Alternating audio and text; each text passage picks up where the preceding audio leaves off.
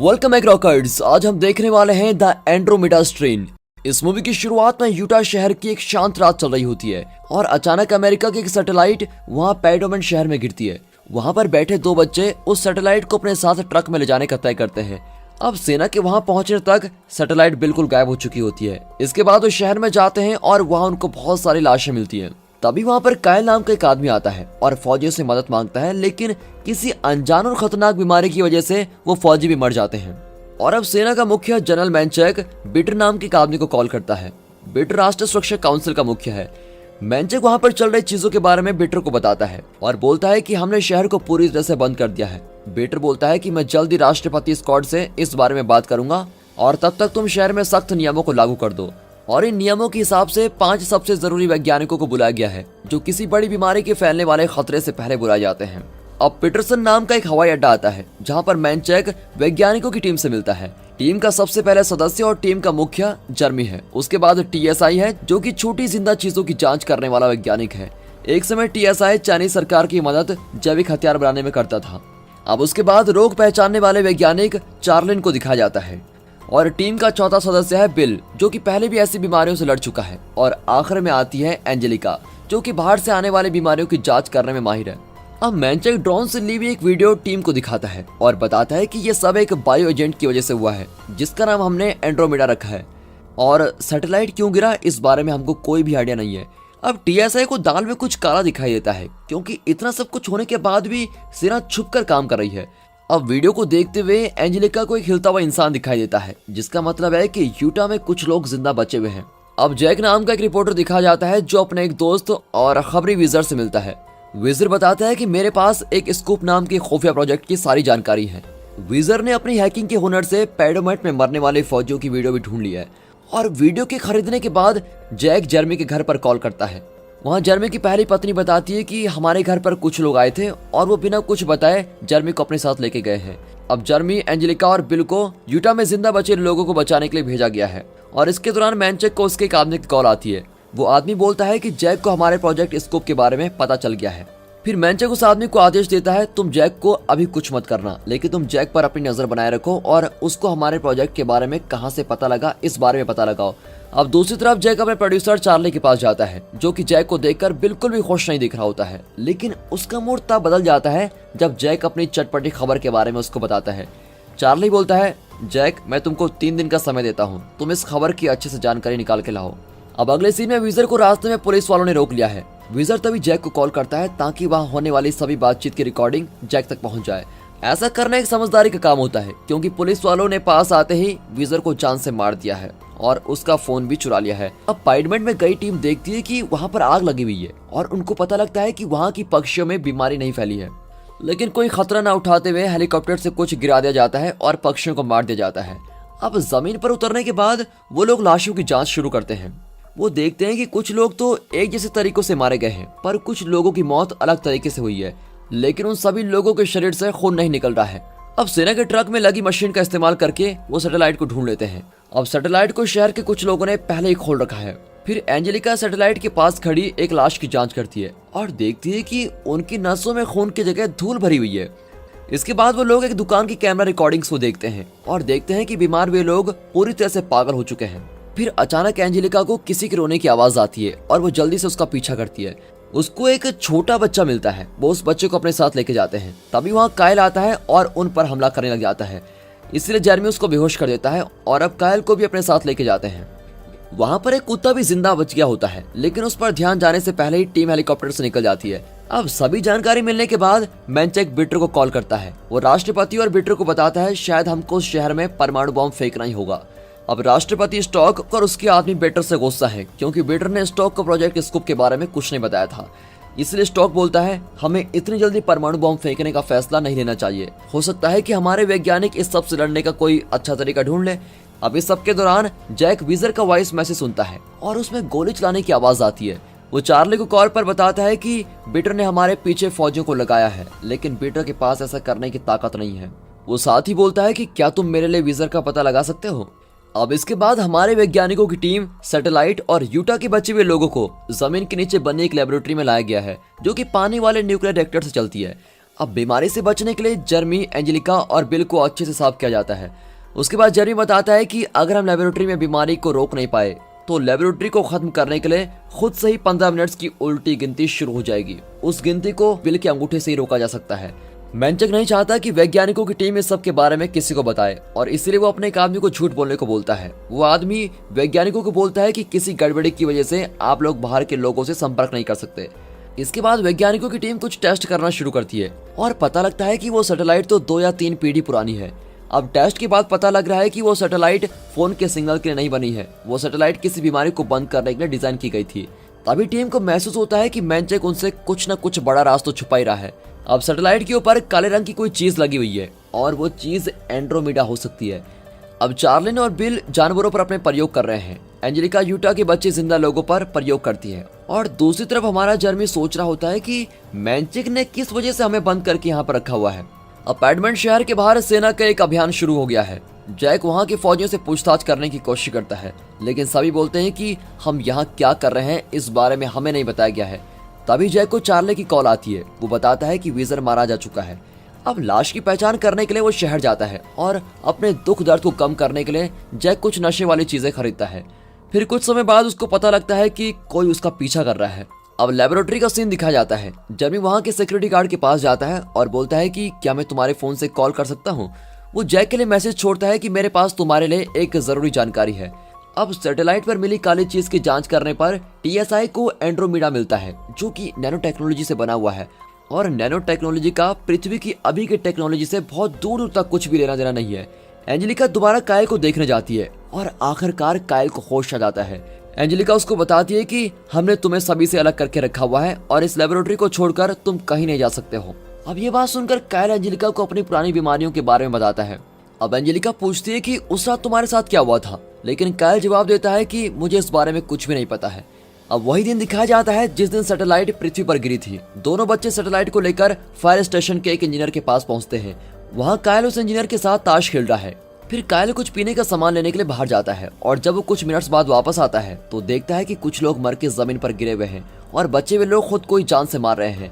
अब प्रेजेंट समय में दिखाते हैं वैज्ञानिकों की टीम बात कर रही है कि उनको अब तक क्या क्या पता चला है। टीएसआई बताता है कि एंड्रोमेडा एक कोशिका के आकार का है और वो हवा के जरिए फैलता है, लेकिन एंड्रोमेडा मरे हुए शरीरों से नहीं फैलता। एंड्रोमेडा प्रकृति का बनाया हुआ जीव नहीं है, उसको किसी ने टेक्नोलॉजी की मदद से बनाया हुआ है। लेकिन एंड्रोमेडा के बारे में सबसे अजीब बात तो यह है कि उसके पास डीएनए नहीं है। इससे पक्का हो जाता है कि वो अंतरिक्ष से आया कोई जीव है। अब यूटा में जिंदा बचा कुत्ता शहर से बाहर आ गया है और शिकारी जानवरों ने उसको मारकर खा भी लिया है। ऐसा होने से जानवरों में भी बीमारी फैलने लगी है। दूसरी तरफ हमारा जैक किसी तरह से मिलिट्री कैंप में घुस जाता है। वो कैसे भी करके खाने वाले ट्रक से अंदर घुस जाता है और जब जैक लोगों से सवाल जवाब कर रहा होता है तभी जर्मी की कॉल आती है। जर्मी दोबारा सिक्योरिटी गार्ड का फोन इस्तेमाल कर रहा होता है। जैक जर्मी को बताता है कि भाई यहाँ तो सिपाहियों से कुछ रहस्य में काम करवाया जा रहा है। इसके बदले में जर्मी जैक को एंड्रोमेडा के बारे में बताता है। अब इस सब के दौरान पैडोमंड से 65 किलोमीटर की दूरी पर एक खाने की जगह में दिखाते हैं एक पागल हो चुका पुलिस वाला आता है और अचानक सभी लोगों को जान से मार डालता है। मेंचक को इस घटना के बारे में पता लगता है तो वो बोलता है कि शायद एक पुलिस वाला पैडोमंड गया होगा और शहर पर घेरा लगाने से पहले ही शहर से निकल गया होगा। तभी मेंचक को लेबोरेटरी के सिक्योरिटी गार्ड की कॉल आती है। वो मेंचक को जर्मी का एक मैसेज देता है कि तुम्हें बाहर के लोगों के साथ हमारा संपर्क शुरू करना होगा, वरना जैक प्रोजेक्ट स्कूप के बारे में टीवी पर बता देगा। अब मेंचक के पास कोई रास्ता नहीं बचा है और वो वैज्ञानिकों को कॉल करता है। वो बोलता है कि किसी तकनीकी खराबी की वजह से तुम अभी भी बाहर बातचीत नहीं कर सकते हो, लेकिन मैं तुम्हें सैटेलाइट के बारे में सब कुछ बता सकता हूँ। नासा के एस्ट्रोनॉमर्स को हमारे सौरमंडल में अचानक आया हुआ एक वार्म होल मिला था और उस वार्म होल की मदद से हम ब्रह्मांड के अलग हिस्सों की जांच करना चाहते थे। सैटेलाइट को इसलिए बनाया गया था ताकि किसी जिंदा चीज के मिलने पर सैटेलाइट उनको अपने साथ ला सके और हमें नहीं पता था कि सैटेलाइट में क्या गड़बड़ हुई है, लेकिन अचानक वार्म होल के बंद होने से कुछ देर पहले सैटेलाइट खराब होकर नीचे गिरने लगी थी। ये सभी बातें सुनकर और भी पक्का हो जाता है कि एंड्रोमेडा अंतरिक्ष से आया एक जीव है। अब जैसा कि एंड्रोमेडा यूटा शहर से बाहर निकल चुका है तो उन लोगों को अब जल्द ही कुछ करना होगा। मतलब बिल्कुल साफ है कि बीमारी की ओर फैलने से पहले राष्ट्रपति परमाणु बम को गिरवाना चाहता है। अब जैसा कि यूटा पर परमाणु बम गिरने वाला है, इसलिए रेडिएशन के फैलने से पहले फौजी शहर से दूर जा रहे होते हैं, लेकिन तभी वहां पर एक पक्षी अपने साथ मरा हुआ चूहा लेके आता है और फौजियों के ऊपर फेंक देता है। अब ऐसा होने से उनमें भी बीमारी फैल जाती है और वो मर जाते हैं। उनमें एक फौजी बच जाता है और टैंक को लेकर फौजियों के कैंप में पहुंच जाता है। फिर कैंप में घूमते हुए जैक की नजर वहाँ पड़ी मशीन पर जाती है। वो मशीन एंड्रोमेडा के सैंपल्स इकट्ठा करने के लिए लाए गए हैं। अब बचा हुआ फौजी ट्रक के साथ कैंप में आता है, लेकिन उसके रास्ते में आने वाली सभी चीजों के ऊपर से चलता हुआ वो निकल जाता है। अब इस सब को जैक रिकॉर्ड कर लेता है। फिर जैक ये वीडियो चार्ली को भेजना चाहता है, लेकिन तभी कुछ फौजी उसको गिरफ्तार कर लेते हैं और उसका फोन छीन लेते हैं। अगले सीन में दिखाया जाता है कि एक पायलट परमाणु बम को लेकर यूटा शहर के ऊपर गिराने जा रहा है, लेकिन तभी वैज्ञानिकों को पता लगता है कि परमाणु बम से निकलने वाली रेडिएशन से एंड्रोमेडा और भी ज्यादा फैल सकता है। वो तभी व्हाइट हाउस में फोन करते हैं और परमाणु बम को न गिराने के लिए बोलते हैं। अब ये बात सही समय पर पायलट तक पहुंच जाती है, लेकिन जैसे ही वो पायलट वापस आने लगती है, जहाज में कुछ गड़बड़ी होती है और किसी न किसी तरह से परमाणु बम गिर जाता है। वैसे तो पास वाले कैंप में रुके सभी फौजी सही सलामत हैं, लेकिन दुनिया भर के सेस्मिक स्टेशन पर बम के गिरने का पता चल गया है। इसलिए स्कॉट अपनी टीम को बोलता है कि सभी को बता दो कि उनके एक प्रयोग में गड़बड़ी की वजह से उनका जहाज गिर गया था। अब जर्मी मैनचेक से बहस कर रहा होता है। वो मैनचेक को बोलता है कि तुम हमसे दोबारा झूठ बोल रहे हो, लेकिन तभी चार्लिन पायलट की जांच करती है और बताती है कि जहाज में गड़बड़ी एंड्रोमेडा की वजह से आई है। एंड्रोमेडा समय के साथ बेहतर होता जा रहा है और अब वो नैलन को भी खाकर फैल सकता है। चार्लिन बोलती है कि मेरे हिसाब से पास में लगी आग के धुएं से एंड्रोमेडा ऊपर जहाज तक पहुंच गया होगा। अब शहर से काफी दूर मर चुके फौजी मिलते हैं। इससे पक्का हो जाता है कि एंड्रोमेडा पहले से बेहतर हो गया है। अब वो जानवरों और लाशों में भी फैल सकता है। अब इसके दौरान बीटर के पास चार्ली की कॉल आती है। फिर किसी तरह से जैक की भेजी वीडियो चार्ली को मिल गई है। बीटर अभी भी बोलता है कि भाई मेरे को इस बारे में कुछ नहीं पता, लेकिन मैं वादा करता हूँ कि मैं इस बारे में जरूर कुछ करूंगा। इसके बाद वो फेरेस को कॉल करता है और बोलता है कि फेरेस मैं तुम्हें सभी गाड़ियों को ठीक करने की जिम्मेदारी देता हूँ। अब फेरेस कैंप में पहुंच गया है और जैक को उसकी पिक्चर्स दिखाते हुए बोलता है कि हमारे पास तुम्हारे ड्रग्स खरीदने की फोटोज हैं। लेकिन जैक से बातें बाहर निकालना इतना आसान नहीं है। अब अगले सीन में शहर और उसके पास की जगह में बीमार हो चुके जानवरों को क्लोरोजाइन और आग की मदद से मारा जा रहा है। ऐसा इसलिए करना पड़ रहा है क्योंकि एंड्रोमेडा बहुत ही ज्यादा तेजी से फैल रहा है और अब कैंप से दूर ले जाने के लिए जैक को एक हेलीकॉप्टर में ले जाया जा रहा है। लेकिन कैंप से निकलने से पहले फेरेस एक बैग को हेलीकॉप्टर में रखते हुए बोलता है कि ये बैग जैक का है, लेकिन असल में वो बैग जैक का नहीं है और इसीलिए अब जैक को खतरा महसूस होता है। फिर कैंप से ठीक ठाक दूरी तक पहुंचने के बाद जैक एक फायर एक्सटिंग्विशर चलाकर फौजी को ध्यान भटकाता है और धुएं की वजह से हेलीकॉप्टर को जमीन पर उतार दिया जाता है। फिर जैक हेलीकॉप्टर से बाहर भाग जाता है। इसके बाद ही हेलीकॉप्टर में धमाका होता है। अब जैक को बिल्कुल सही महसूस हुआ था कि फेरेस ने बैग में बॉम्ब रखा था ताकि जैक वापस शहर में न जा सके। जब तक फेरेस और उसके फौजी वहां पहुंचते हैं, जैक वहां से भाग चुका होता है, लेकिन जैक को ढूंढने के लिए वो अपने कुछ आदमी को भेजता है। अब दूसरी तरफ एंजेलिका उस पागल पुलिस वाले के डॉक्टर से बात करती है और उसे पता लगता है कि उस पागल पुलिस वाले को पहले 2 बार कीटो एसिडोसिस का दौरा पड़ चुका है। यहाँ एंड्रोमेडा के नए रूप को देखकर टीएसआई और जर्मी अनुमान लगाते हैं कि एंड्रोमेडा अलग अलग शरीर में होने के बाद भी एक दूसरे से संपर्क कर सकता है। इस बात का पता तब लगा जब एंड्रोमेडा के एक सैंपल पर कोई प्रयोग नहीं किया गया था, लेकिन वो भी खतरे के हिसाब से अपने अंदर बदलाव ले आया था। अब जर्मी मैनचेक से बात करता है और पता लगता है कि एंड्रोमेडा नदी की तरफ बहुत तेजी से फैल रहा है क्योंकि वो बहुत ही होशियार है और पानी में मिलकर और भी तेजी से फैलना चाहता है। ऐसा करने से वो लॉस वेगस में पहुंच जाएगा। अब मैनचेक पूरे शहर को खाली करने का आदेश देता है और शहर के सभी एयरपोर्ट्स को भी बंद करने को बोलता है। अब अगले सीन में एंजेलिका नींद में है और उसको एक सपना आता है। सपने में वो अपने पैडमन शहर में पहुंच गई है। वहाँ कायल अपने दोस्तों के साथ ताश खेल रहा होता है और सपने में कायल की बताई बीमारी के बारे में वो सोच रही होती है और आखिरकार उसको समझ आ जाता है कि कैसे यूटा में वो बच्चा कायल और पागल पुलिस वाला बच गया था। तीनों को एसिडोसिस की बीमारी है, जिसका मतलब यह है कि एंड्रोमेडा एसिड की थोड़ी मात्रा को झेल सकता है। एंड्रोमेडा को मारने के लिए कोई एसिड बनाना मुश्किल काम नहीं है, लेकिन उस एसिड से इंसान भी मर सकते हैं। लेकिन अगर कुछ समय बाद एसिड बनाया भी गया तो एंड्रोमेडा भी अपने आप को एसिड से बचाने के लिए बदल लेगा। अब इस सब के दौरान स्कॉट एक और मुसीबत को झेल रहा होता है। पर्यावरण को बचाने वाला एक समूह है जो कि लड़ाई दंगा करके एक सुरंग पर कब्जा कर रहे हैं, जिसको राष्ट्रपति काफी समय से बचा रहा है। अब दूसरी तरफ लैब में दिखाते हैं तो टीम को पता लगता है कि एंड्रोमेडा कंप्यूटर की तरह बाइनरी कोड से चलता है, जिसका मतलब यह निकलता है कि वो भविष्य से आया है और शायद किसी चीज के बारे में चेतावनी दे रहा है। अभी के चलते समय में पृथ्वी के पास केवल एक ही चीज है जो भविष्य में नहीं हो सकती है। वो कोई ऐसी प्राकृतिक चीज है जिसका हमने इस्तेमाल कर लिया है या फिर तबाह कर दिया है। वो एंड्रोमेडा के बाइनरी कोड को समझने वाली भाषा में बदल रहे होते हैं और आखिरकार उनको मैसेज मिल जाता है। मैसेज में एक नंबर, एक त्रिकोण का निशान और बैकिलस इन्फेर्नस लिखा हुआ है। बैकिलस इन्फेर्नस का मतलब नर्क का बैक्टीरिया। बिल उस बैक्टीरिया को पहचान लेता है। बिल बताता है कि यह बैक्टीरिया समुद्र की बहुत ही गहराइयों में मिलता है और बुरे से बुरे एसिड वाले वातावरण को भी झेल सकता है। वैसे तो वो इंसानों के लिए कोई खतरा नहीं होते और सल्फर की मदद से फलते फूलते हैं। वो अंदाजा लगाते हैं कि राष्ट्रपति की सुरंग वाली खुदाई के दौरान सभी बैक्टीरिया इन्फेरनस बैक्टीरिया से मर गए होंगे और इसी वजह से एंड्रोमेडा समुद्र से बाहर आ पाया होगा। एंड्रोमेडा चाहे कितना भी बेहतर बन जाए लेकिन वो फिर भी सल्फर का ही रहेगा, इसलिए बैक्टीरिया इन्फेरनस बैक्टीरिया एंड्रोमेडा को मारने का सबसे अच्छा तरीका है। अब वैज्ञानिकों की कुछ टीम राष्ट्रपति स्कॉट को फोन करती है और बैक्टीरिया इन्फेरनस के कुछ सैंपल मांगते हैं और स्कॉट भी इसके लिए तभी मान जाता है। अब इस सब के दौरान यूटा में दिखाते हैं तो एक लड़का और एक लड़की मस्ती कर रहे होते हैं। लड़का हल्का होने के लिए जाता है और हल्का होते वक्त एक चूहा उसको पीछे से काट लेता है और लड़का तभी बीमार होना महसूस करता है। लड़की का नाम है लैला। वो देखती है कि उसका बॉयफ्रेंड पागलों की तरह हरकतें कर रहा है, इसलिए वो कार में जाकर वहां से भाग जाती है। अब फेरस चार्ली को कॉल करता है और बोलता है कि तुम्हारा जैक मारा जा चुका है, लेकिन असलियत में तो जैक घूमते घूमते लैला के पास पहुंच जाता है। वो लैला से फोन मांगता है लेकिन फोन में सिग्नल नहीं आ रहे होते हैं। फिर पास ही में सीमा पर तैनात फौजियों पर बीमार हो चुके पक्षी हमला करते हैं, जिसकी वजह से बीमार और मरी हुई लाश नदी में गिर जाती है। अब ऐसा होते ही एंड्रोमेडा नदी के जरिए भी फैलने लगा है। दूसरी तरफ स्कॉट के फैसले से पीटर बिल्कुल भी खुश नहीं है। वो फेरस को बोलता है तुम जाओ और चार्लिन के परिवार को किडनैप कर लो। अब लैब में दिखाते हैं तो टीम ने प्रयोग करके पता लगा लिया है कि बैक्टीरिया इन्फेरनस बैक्टीरिया एंड्रोमेडा को आसानी से मार सकता है। बैक्टीरिया इन्फेरनस को जल्दी से बढ़ाने के लिए एक मशीन का इस्तेमाल करते हैं। चार्लिन अब अपना काम कर रही होती है और तभी उसको उसके पति फेरस का कॉल आता है। फेरस उसको धमकी देते हुए बोलता है कि अगर तुम परिवार को दोबारा देखना चाहती हो तो एंड्रोमेडा का सैंपल छुपाकर अपने पास रख लो। इसके बाद वैज्ञानिकों की टीम एक मीटिंग करती है। जेरमी बताता है कि जितना हम समझते हैं एंड्रोमेडा उससे भी ज्यादा चालाक है। बहुत ही ज्यादा उम्मीद है कि एंड्रोमेडा ने जानबूझकर जहाज पर हमला किया हो ताकि परमाणु बॉम्ब जमीन पर गिर जाए और वो रेडिएशन से फैल सके। इसका मतलब यह है कि अगर हम एंड्रोमेडा को खत्म करना चाहते हैं तो हमें सभी एंड्रोमेडा के साथ लैब में बचे सभी सैंपल्स को भी खत्म करना होगा ताकि वह अपने में कोई बदलाव न ला पाए। अब जैसा कि चार्ली ने एंड्रोमेडा का सैंपल अपने पास रखना चाहती है, इसलिए वह बोलती है कि मैं एंड्रोमेडा को खत्म करने की जिम्मेदारी लेती हूँ।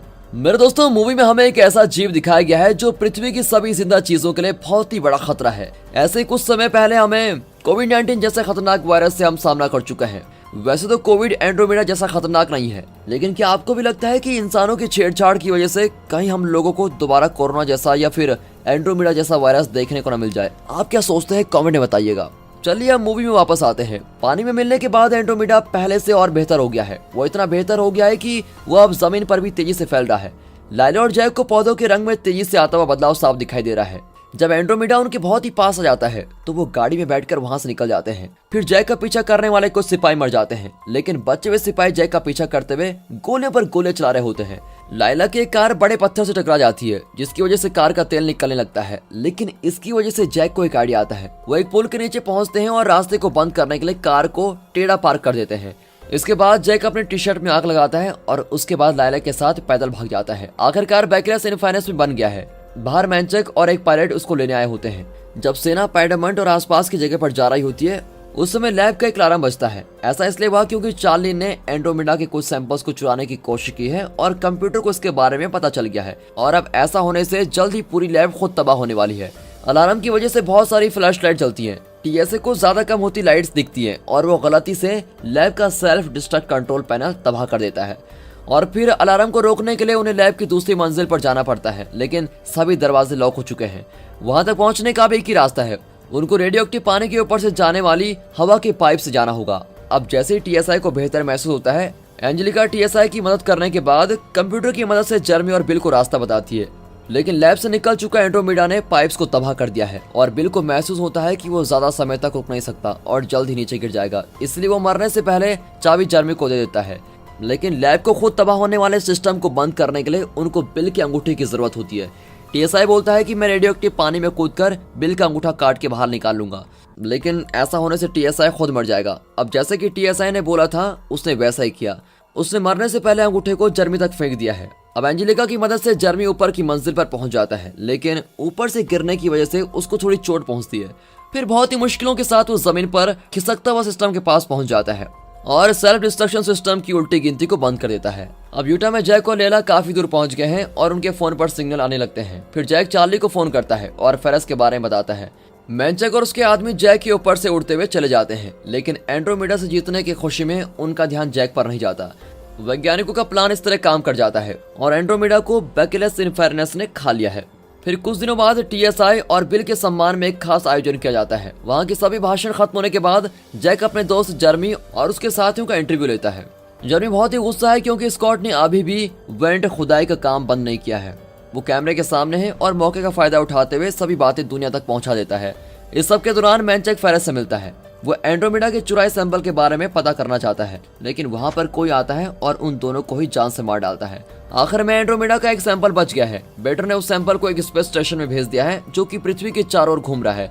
वहाँ एक अंतरिक्ष यात्री सैंपल को एक जगह में रख देता है और उस जगह पर वही त्रिकोण वाला निशान और नंबर लिखा है जो वैज्ञानिकों की टीम को शुरू में मिला था।